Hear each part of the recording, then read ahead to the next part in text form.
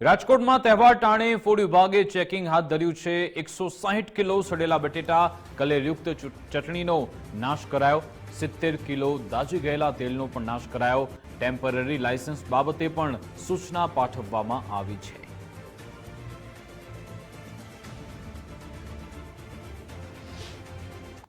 ખાસ કરીને અત્યારે ઘણા વર્ષોથી આપણે વેપારીઓને આઈસી એક્ટિવિટી દ્વારા પણ માહિતગાર કરીએ છીએ અને એ અનુસંધાને અત્યારે ઘણો બધો સુધારો જોવા મળ્યો છે કે ખાસ કરીને અખાદ્ય કલરોનો કોઈ પણ ઉપયોગ કરતા નથી।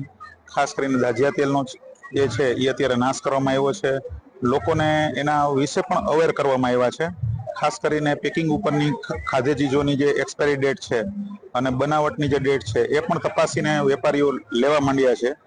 તેમ છતાં પણ અમુક જે વેપારીઓને એવી વસ્તુઓ જોવા મળી છે કે અમને એક્સપાયરી વાળી, એનો અમે સ્થળ ઉપર નાશ કરેલો છે અને આજે અંદાજિત 160 કિલો જેટલી અખાદ્ય ચીજોનો નાશ કર્યો, જેમાં ખાસ કરીને વાસી બાફેલા બટેટા છે,